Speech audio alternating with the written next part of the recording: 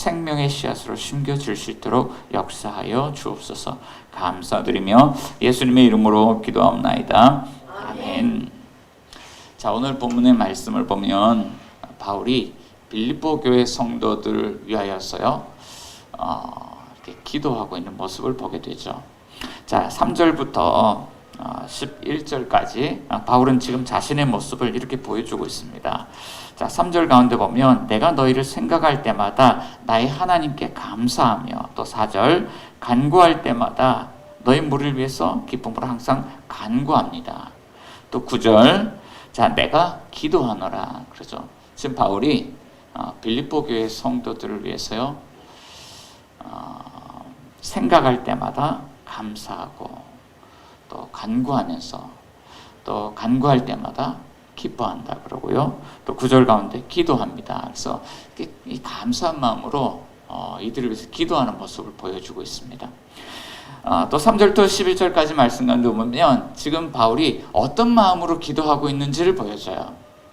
4절 말씀 가운데 보면 너희 무리를 위해서 기쁨으로 항상 간구한다. 그래서 마음속에 나는 기쁩니다. 또 6절 말씀 가운데 보면 우리는 확신하노라 그래요. 뭔가 확신에 차 있죠. 그리고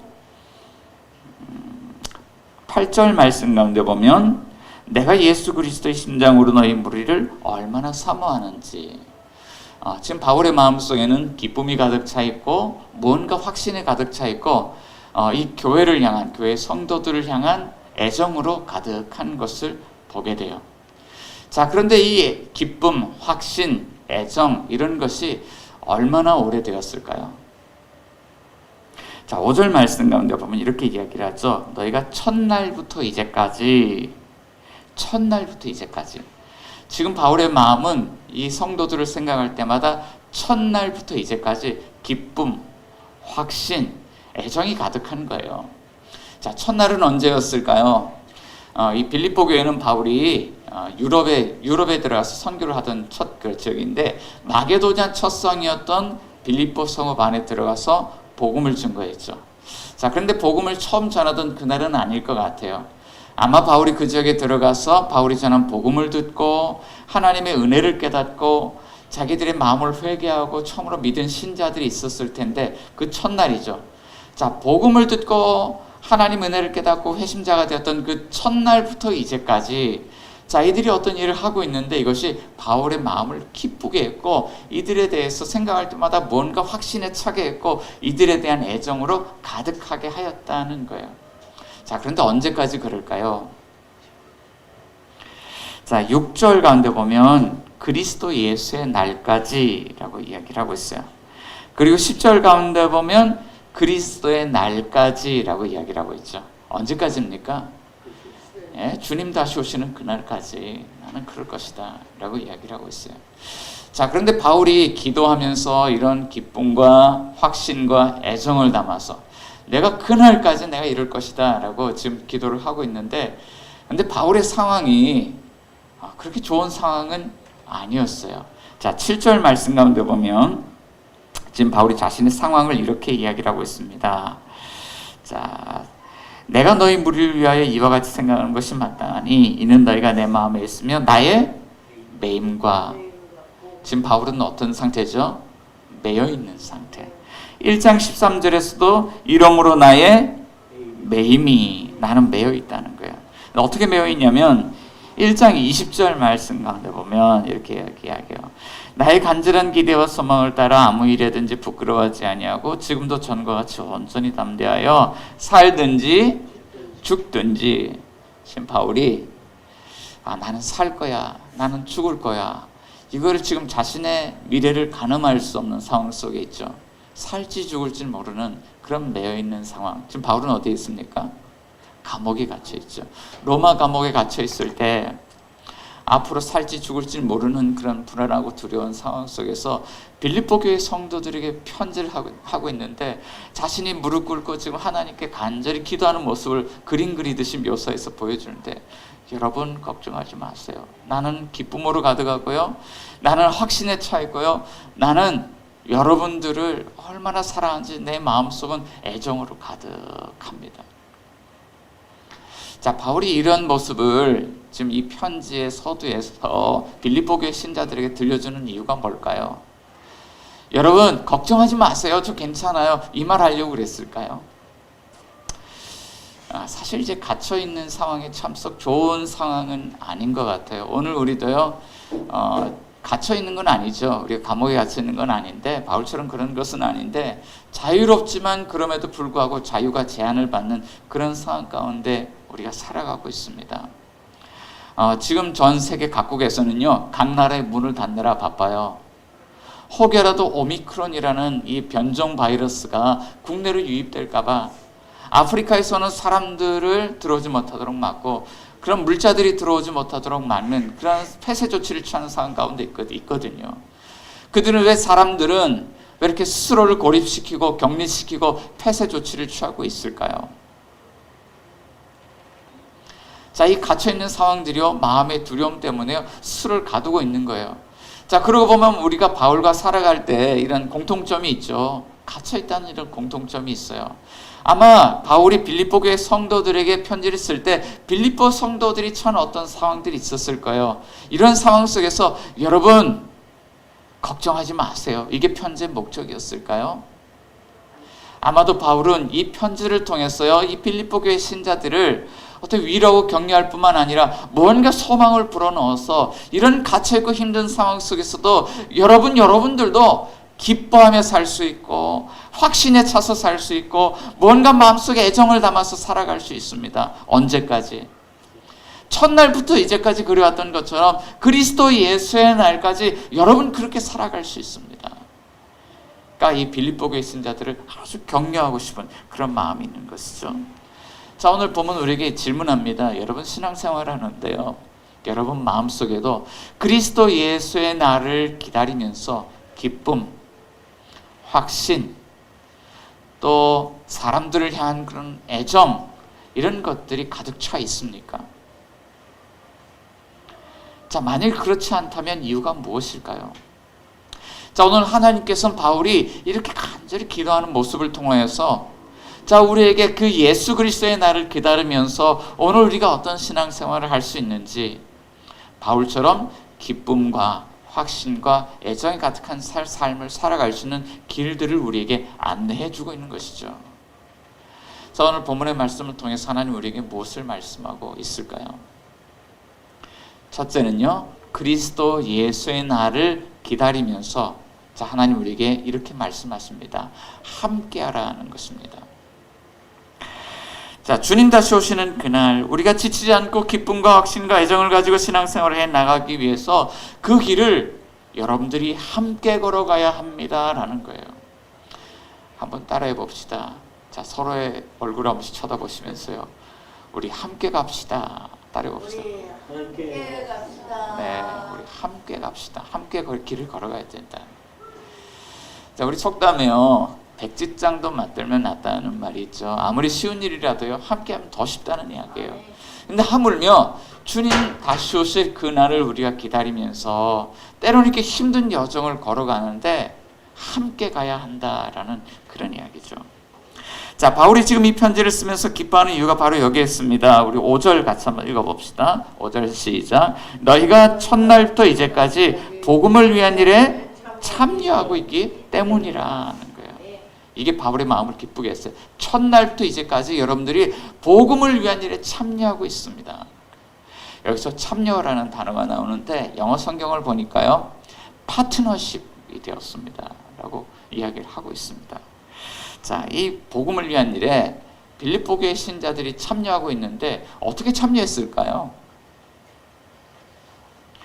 자, 여기 참여라는 말 속에 경제적인 그런 의미가 포함이 되어 있습니다. 지금 이 빌립보 교회 신자들이 바울이 선교하는 상황에서 가난하고 궁핍함에 처했을 때, 자, 이것을 어떻게 했냐면 내버려 두지 않고 그 일에 함께 참여했다는 거예요.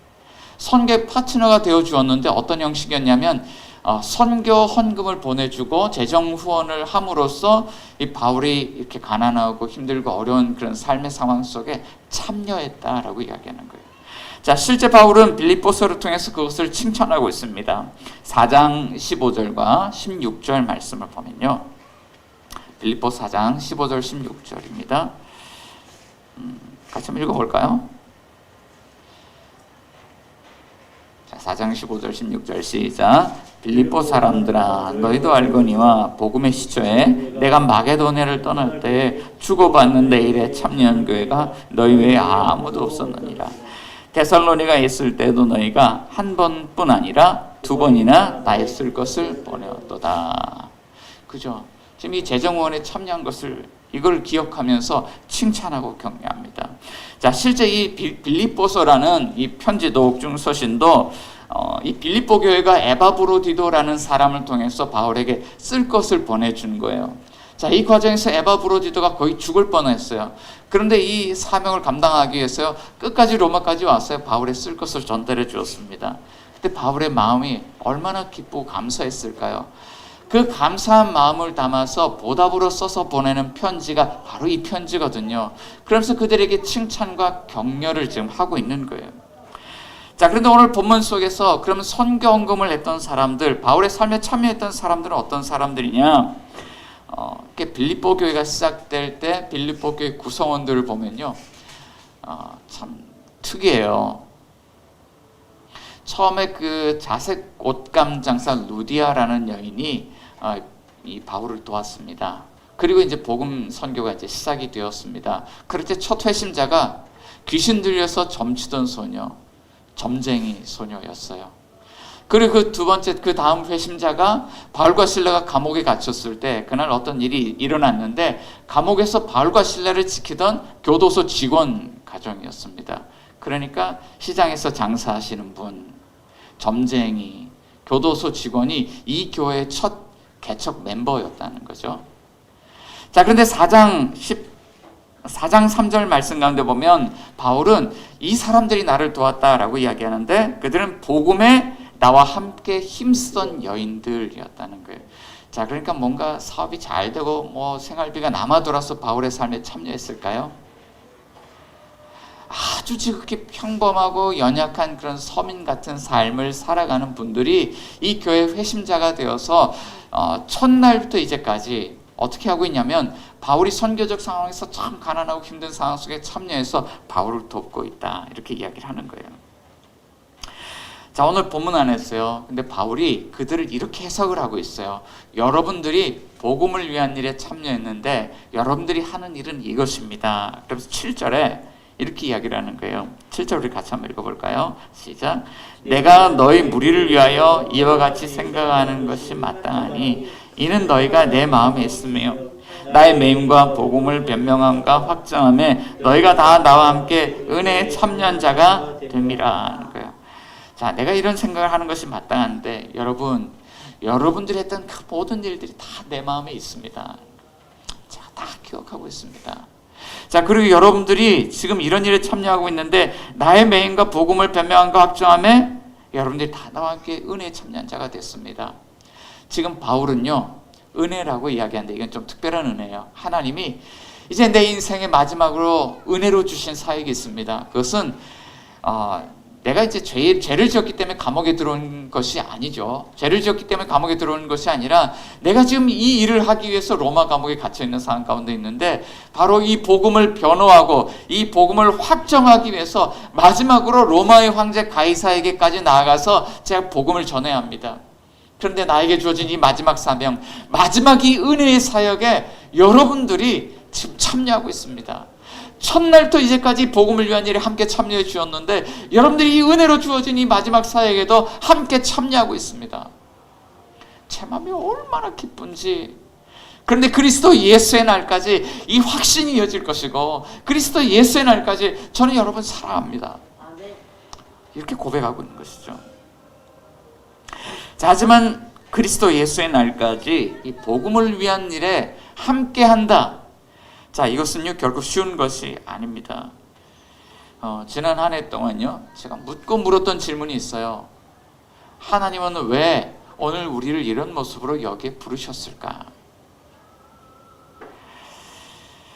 자, 아마도 어떤 분들은 이 과정들 속에서 복음을 듣고 은혜를 깨닫고 그 안에서 분명 기쁨이 있었을 것입니다. 그렇지만 또 어떤 분들은 오늘 우리가 처한 상황을 보면서 마음 한켠에 무거운 짐을 안고 있었을 거라고 생각합니다.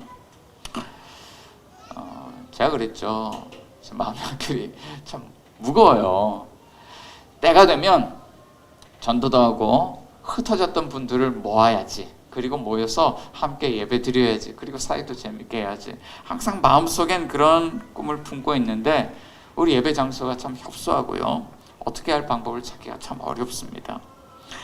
자, 그렇지만 지난 한 해를 이렇게 돌아보면 감사한 일들이 있는데 마음은 무거운데 하나님께서 오늘 교회와 우리의 삶을 경영하고 계시는 모습을 발견하게 되죠. 지난 한 해 동안에도요, 우리 교회를 위해서 함께 기도하고 섬겨준 여러 교회와 여러 개인들이 있습니다. 자, 그리고 하나님이 그들을 통해서 우리의 삶에 이렇게 채워주시는데요, 풍족해서 뭔가를 하시는 것은 아니지만 부족함이 없고 조금 남도록 하나님께서 채워주시는 것을 이렇게 생각을 하죠. 자, 그런데 그분들과 입장을 이렇게 좀 바꿔놓고 생각을 해보면 우리를 위해서 누군가는 계속 지난 한 해 동안 손해보는 삶을 살고 있었다는 거예요. 자, 우리가 함께 한다는 것의 의미가 여기에 있습니다. 이것은 누군가는 계속 손해보는 삶을 살아야 한다는 거예요. 여러분, 이것이 얼마나 어려워요. 한 번 손해보고, 두 번 손해보고, 세 번 손해보고, 네 번 손해보고 계속 손해보는 삶을 사는 것이 얼마나 어렵습니까? 자, 그렇지만 오늘 하나님 우리에게 이렇게 말씀하세요. 그게 교회라는 거예요. 그리고 역설적으로 하나님이 이런 삶에 기쁨을 주신다는 거예요. 그리고 또 역설적으로 하나님은 그리스도 예수의 날에 이런 교회를 통해서 하나님이 뜻을 이루어 가신다고 말씀하고 있는 것이죠. 자, 여러분 한번 우리 말씀 앞에 질문을 함께 좀 받았으면 좋겠습니다. 자, 첫날부터 이제까지 여러분은 복음을 위한 일에 함께 참여하는 삶을 살고 있습니까? 여러분의 삶은 손해보는 삶입니까? 그렇다면 그럴 때 여러분의 삶에 기쁨이 있습니까? 여러분, 그렇다면 우리는 왜 이런 삶을 살아야 합니까? 자, 두 번째로 하나님의 목적은 교회가 하나님의 영광과 찬송이 되는 것이기 때문이다 라고 말씀하고 있어요. 자, 교회가 하나님의 영광과 찬송이 되는 것, 이것이 하나님의 목적이다. 자, 바울은 오늘 이것을 기도합니다. 빌립보 교회 성도들이 그리스도 예수의 날에 이렇게 되게 해주십시오. 11절 말씀 하반절을 보면 이렇게 이야기하죠. 하나님의 영광과 찬송이 되기를 원합니다. 하나님, 빌립보 교회가 하나님의 영광과 찬송이 되기를 원합니다. 하나님, 뉴시티 교회가 하나님의 영광과 찬송이 되기를 원합니다. 이게 그 기도 제목이었다는 거예요. 자, 그런데 교회가요, 단번에 하나님의 영광과 찬송이 될 수 있을까요? 그러니까 오늘 바울이 기도하는 게 바로 그 제목이에요. 단번에 하나님의 영광과 찬송이 되기 어려워요. 분명 우리는 하나님의 영광을 통하여서, 영광스러운 사역을 통하여서 교회가 되었지만 교회가 하나님의 영광과 찬송이 되기 위해서는요, 거쳐가는 과정이 있죠. 바울이 그것을 위해서 기도하는데요, 9절부터 11절까지 말씀 가운데 보면 바울의 네 가지 기도 제목이 있어요. 9절부터 11절 같이 한번 읽어봅시다. 시작. 내가 기도하노라. 너희 사랑을 지식과 모든 총명으로 점점 더 풍성하게 하사 너희로 지극히 선한 것을 분별하며 또 진실하여 허물 없이 그리스도의 날까지 이루고 예수 그리스도로 말미암아 의의 열매가 가득하여 하나님의 영광과 찬송이 되기를 원하노라. 아멘. 바울이 기도하는데요, 하나님, 이 교회가요 그리스도의 사랑으로 점점 더 풍성해지기를 원해요. 사랑이 점점 더 풍성해지게 해주세요. 자, 그리고 그 결과로 10절 가운데 보니까요, 하나님 이들이 지극히 선한 것을 분별하여 지극히 선한 일들을 실천할 수 있도록 하나님 역사해 주십시오. 그리고 그리스도 예수의 날에 이 교회가 하나님 앞에서 진실되고 허물 없는 교회로 발견되게 해주세요. 그리고 그날에 예수 그리스도로 말미암아 의의 열매로 가득한 교회가 되게 해주세요. 자, 바울이 이것을 위해서 기도하고 있었다는 거예요. 자, 여기에 나타나는 이 공동체의 사랑을 보면 한 가지 특징이 있죠. 자, 사랑의 특징이 있어요. 사랑은요, 식어서 없어지든지 아니면 점점 더 풍성해지든지 그렇다는 거예요. 자, 바울은 빌립보 교회 성도들로 인하여서 기뻐하고 감사하고 있는데, 자, 그냥 여러분 도와주셔서 감사합니다. 이 멈추는 게, 여기서 멈추는 게 바울의 목적이 아니에요. 바울은 기도를 통해서요, 여러분들이 그 사랑에서 멈추지 말고요, 점점 더 풍성해지기를 원합니다. 자, 이것을 위해서 바울은 기도하는데, 하나님 그들에게 지식과 모든 총명을 부어주세요 라고 해요. 자, 이 사랑은 어떤 사랑이냐면 지식적으로 배워야 알 수 있는 사랑이고요, 배워야만 실천할 수 있는 상황이에요. 그런 사랑이에요. 자, 그런데 그 지식을 우리가 잘 배우고 실천하면서 사랑이 이제 자라가는데, 그런데 여기에 이제 필요한 것이 또 한 가지가 있죠. 모든 총명이 필요해요. 이 총명이 뭘까 이렇게 좀 찾아보니까요, 지난주에 우리 권사님 제게 주셨던 질문이 생각이 났어요. 목사님, 요즘 제가 잠언 말씀 읽고 있는데요, 명철이 무슨 뜻인가요? 명철한데 명철 무슨 뜻인지 잘 모르겠어요. 제가 번역 성경을 찾아보니까 인사이트, 통찰력이라고 되어 있더라고요. 그러니까 어떤 지식을 배울 때요, 깨달음의 통찰력, 그런 것들이 필요한 것이죠. 그런데 이 사랑을 우리가 배울 때요, 그 사랑을 깨달아 할 수 있는 어떤 통찰력을 하나님 부어주시는데, 그것을 깨닫기 시작하면 이제 사랑이 점점 더 풍성해진다는 거예요. 자, 이 사랑을 배우면 놀랍게도 이런 결과가 나타납니다. 사랑이 풍성해지고 즉기 선한 일들을 분별하여 실천할 수 있게 되고, 궁극적으로 하나님 앞에 진실되어 허물 없는 교회, 거룩하고 흠이 없는 교회로 서게 되고, 그 안에 의의 열매 가득한 것을 발견하게 된다는 거예요. 자, 그러니까 이런 교회에 별명이 있어요. 나들목교회 김영곤 목사님이 풍성한 삶의 기초라는 이런 과정을 진행을 하면서요, 우리 교회는 사랑꾼입니다 라는 표현합니다. 교회는 사랑꾼입니다. 연말이 되니까 저에게 한 가지 버릇이 요즘 생겼습니다. 자꾸 한 해를 자꾸 뒤돌아보게 돼요. 살았던 삶의 과정들을 돌아보게 돼요. 연초에 제가 하나님 앞에 기도하면서 이런 결단을 해드렸습니다. 하나님, 우리를 여기까지 이끌어 놓으셨는데 도대체 하나님이 여기까지 인도하신 이유를 잘 모르겠어요. 자, 말씀을 통해서 깨달을 수 없으면 상황을 통해서 깨닫게 해주세요. 하나님, 제가 올 한 해는요, 수동적인 삶을 살겠습니다. 하나님이 가라 하면 가고 오라 하면 오고 서라 그러면 서고, 하나님 하라는 대로 할게요. 지금 우리 교회에 이런 멤버들 허락해 주셨고, 제가 또 선교단체에 들어가서 활동을 하고 있고, 또 우리 지역 모임 목사님들 만나서 그런 지역 학습 공동체에 참여해서 공부도 하는데, 하나님이 저에게 어떤 음성을 들려주시는지 제 그 음성 듣고요, 그대로 한번 따라해 볼게요. 그런데요, 사람들의 이야기를 듣고 순종하는 마음으로 따라가는 거잖아요. 그게 엄청 힘들어요. 모임이 얼마나 많이 만들어지는지요. 월요일날 아침에 모이고 저녁에 모이고, 또 화요일날 저녁에 또 모이고, 토요일날 새벽에 모이고, 모임들이 이렇게 많아졌어요. 그리고 또 한 번씩 우리 이제 선교적으로 제가 만난 분들이 있는데, 의정부 이제 사회복지사 그룹들이 있잖아요. 이런 그룹들 만나는데, 이 그룹들도요, 목사님 언제 만나요. 또 개인적으로 만남을 신청하는 분들이 간혹 있어요. 그래서 일주일에요, 이 만남들이요, 우리 교회 안의 사역은 사실 많지 않은데 쫓아다니면서 제가 얼마나 많이 만났는지 몰라요. 그러니까 막 숨이 막 여기까지 차오르는 거예요. 지난주에 어떤 행사에 참여했는데 이번 주에 어떤 행사에 참여해서 목사님 또 섬겨주세요 그러는데요, 그래 맞아, 오늘 한 해 하나님께 약속했으니까 해야지.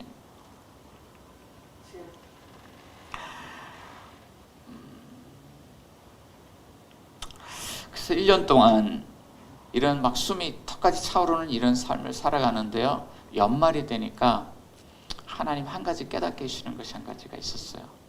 머리로 알던 것이었는데 가슴으로 깨달아진 것이고요, 그것 때문에 제 삶이 영향을 받기 시작했습니다. 주님이 제게 보여주신 것, 야, 너가 교회 개척을 한다고 여기까지 와 있는데 너가 회개하고 복음을 믿지 않으면, 너가 변하지 않으면 너 교회 사회가 안 돼. 꿈도 꾸지 마. 너를 변화시키려고 하나님 여기 이끌어 오신 거야 라고 하는 그런 마음의 메시지가 들어왔어요. 맞아, 내가 깨어지고 내가 배워야 돼. 내가 복음을 믿어야 돼. 그래서 이제 제가 삶이 이렇게 바쁜데 어느 날 저녁에요. 제가 집에 딱 들어갔는데 보통 제가 밤 늦게 들어가요. 공부할 게 많아가지고. 근데 집에 들어갔는데 아내가요, 아이들을 재워놓고 청소하고 빨래하고 설거지를 하고 있는데 그게 제 마음속에 엄청 안쓰럽게 다가왔어요. 어느 날 이거를 도와줘야 되겠다. 그리스도 안에서 내가 우리 아내를 섬겨야 되겠다. 그러니까 이 선교지가 새롭게 발견되어졌는데 이 교회 개척하면서 우리 주변에 우리 상가들도 많고 사람들도 많은데 이들에게 복음 전해야지가 아니라 새로운 선교지는요 다름 아닌 저희 가정이었어요. 그래서 그날 저녁에 막 이렇게 좀 도와줬어요. 그리고 그 이후로요 그냥 눈에 보일 때마다 제가 가서 돕고 섬깁니다. 그런데 놀라운 은혜가 있어요. 제가 희생하고 섬기는데 바쁘고 피곤하잖아요. 마음 안에 기쁨이 솟아나요. 그리고 아내를 바라보는데 아내를 바라보는 눈길이 달라졌어요. 아내가 요즘 더 사랑스럽습니다. 참 희한해요. 왜 이런 변화가 나타나지? 자, 교회가요 사랑꾼이라는 거예요. 자, 교회가 사랑꾼이 되면 사람들이 교회를 통해서 무엇을 보게 될까요? 우리가 복음을 회개하고 복음을 바르게 믿으면 어떤 일들이 일어나게 될까요? 이런 변화되는 일들을 통해서 사람들이 뭘 보게 되냐면 하나님의 영광과 찬송을 교회를 통해서 보게 된다는 거죠. 자, 그렇지만 오늘날 눈에 보이는 이런 가스긴 교회들을 보면 하나님의 영광을 나타내지 못하는 많은 교회들이 있어요. 왜 그럴까요? 저는요 이런 교회들이요 진실함을 잃어버렸다고 생각을 합니다. 지난 한 주 동안 뉴스를 검색할 때마다 너무나도 민망했던 한 단어가 있어요. 목사 부부 확진자라는 그런 표현이었습니다. 최근에 오미크론이라는 이 변이 바이러스를 각 나라마다 막아내려고 이것을 봉쇄하려고 얼마나 애를 쓰고 있습니까? 자, 그런데 지난주에 나이지리아를 방문하고 돌아왔던 40대 그런 목회자 부부가 집에 오는 과정에서 방역 택시를 탔습니다라고 하는 이 거짓말 때문에 지금 인천 미추홀구 지역을 중심으로 방역 시스템에 큰 구멍이 뚫리고 말았습니다. 전문가들이 걱정하는 것은요, 지금 이 사건 때문에 오미크론 바이러스가 전국적으로 확대될까 봐 그것을 염려하고 걱정하고 있습니다. 그런데 오늘 우리는 한 가지 걱정을 보태어서 또 다른 걱정을 하고 있습니다. 그것은 코로나를 전파하는 중심에 다시 교회가 우뚝 섰다는, 이 도마 위에 교회가 서 있다는 거예요. 자, 그 목회자 부부, 그분들만이 문제일까요? 교회가 이런 위선을 드러낼 때마다 세상은 교회에 대한 반감을 가지게 되는 것이죠. 여기에 이런 마음이 있다고 생각이 됩니다. 진실을 말하면 당장 손해볼지도 몰라. 또는 내가 확진되어서 자가격리를 하게 되는데 나 때문에 다른 사람이 피해를 볼지 몰라. 그날 이 목회자 부부가 집에 갈 수 있도록 차를 태워줬던 한 외국인 노동자 그런 분이 있었는데 이분에게 또 피해가 갈까봐 아마도 거짓말을 했던 것 같아요. 자, 그렇지만 그 결과는 최악이었습니다. 오미크론으로 확진됐고 이것이 방역책에 구멍이 뚫린 것이죠. 우리가 이런 이기적인 마음으로 살아가면 교회는 절대로 사랑꾼이 될 수 없습니다. 손해를 보지 않겠다는 마음, 사람들로부터 비난받을 것을 두려워하는 마음, 이런 마음으로는 교회가 사랑꾼이 될 수 없습니다. 교회가 이런 위선 또 이런 수치의 문제들을 떨쳐내지 않고는 교회는 사랑꾼이 될 수 없습니다. 그런데 이것이 다른 누군가의 문제가 아니라 오늘 내 문제라는 거예요. 자, 그렇다면 오늘 우리는 어떻게 하나님의 영광과 찬송이 되는 그런 교회가 될 수 있습니까? 셋째로 하나님은 오늘 우리에게요 막대한 손해를 감수하고도 우리의 삶에 착한 일을 먼저 시작하신 분이 계신다라고 성경은 말씀하고 있습니다. 만일 처음부터 오늘 우리를 위해서 지속적으로 손해를 보는 그런 사람이 있어서 그 사람을 보게 된다면 여러분 어떨 것 같습니까? 나를 위해서 지속적으로 손해보는 사람이 있다. 지난주에 아내와 함께 밤에 대화를 나누는데요, 아내와 함께 어떤 그 보험회사 광고 영상을 보게 되었습니다.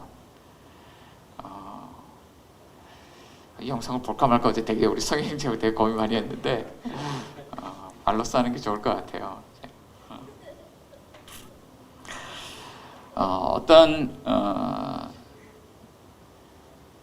여권 사진을 찍기 위해서 이렇게 왔던 어떤 직장인들 또는 엄마와 딸 또는 5년차 신혼부부 또는 아빠가 연초에 아주 큰 병을 앓고 아주 많이 아팠었는데 아빠하고 사진을 한 장 남기기 위해서 아빠, 엄마, 딸이 함께 가족이 사진을 찍으러 왔어요.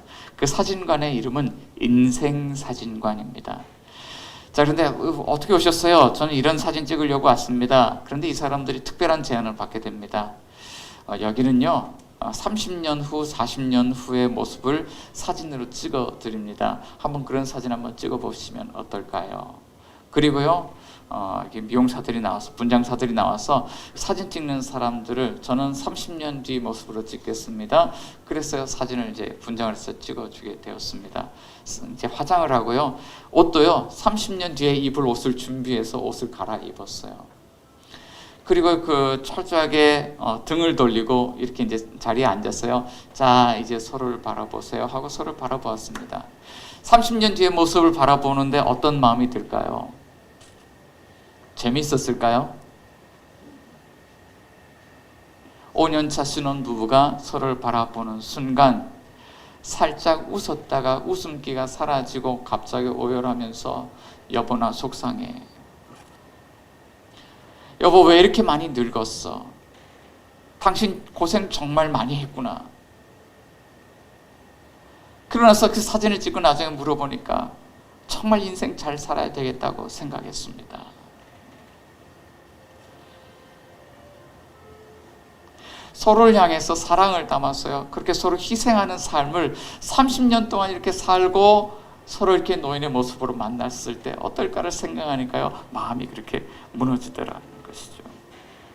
그런데 우리는 이미 그 모습을 보고 있지 않습니까? 우리 아버지를 통해서, 우리 어머니를 통해서 낳아주시고 길러주시고 먹여주시고 재워주시고 돌봐주시고, 이미 결혼을 통해서 부모님에게서 벗어나고 독립을 했음에도 불구하고 여전히 밖에 내다 놓은 그런 자식을 염려하며 그들을 향해서 손해를 보고 계신 우리 부모님, 처음부터 지금까지 손해를 봤는데 내가 손해본다는 이야기를 한 번도 하지 않고 끝까지 손해를 보신 분, 그런데 이렇게 사랑하는 마음을 담아서 자녀를 위해서 희생하는 것이, 그런데 이것이 부모의 기쁨이잖아요. 그런데 교회가 그리스도 예수의 날까지 하나님의 영광과 찬송이 되게 하기 위해서 처음부터 손해보는 이 착한 일을 시작하신 이가 계신다는 거예요. 6절 말씀 한번 같이 볼까요? 6절 같이 읽어봅시다. 시작. 너희 안에서 착한 일을 시작하신 이가 그리스도 예수의 날까지 이루실 줄을 우리가 확신한다는 거예요. 이 착한 일을 처음부터 시작하신 분, 그는 누굽니까? 이사야 선지자는 이렇게 이야기합니다. 이사야 41장 8절 10절 말씀에 그러나 나의 종 너 이스라엘아, 내가 택한 야곱아, 나의 벗 아브라함의 자손아, 내가 땅 끝에서부터 너희를 붙들며 땅 모퉁이에서부터 너를 부르고 내게 이르기를 너는 나의 종이라. 내가 너를 택하고 싫어하여 버리지 아니하였도다 하였노라. 두려워하지 말라. 내가 너와 함께함이라. 놀라지 말라. 나는 내 하나님이 됨이라. 내가 너를 굳세게 하리라. 참으로 너를 도와주리라. 참으로 나의 의로운 오른손으로 너를 붙들리라. 하나님이 언약 가운데 사랑하는 자들을 부르시고 그들을 택하셨어요. 내가 너와 함께 하겠다고 하나님이 선지자를 통해서 약속해 주신 거예요.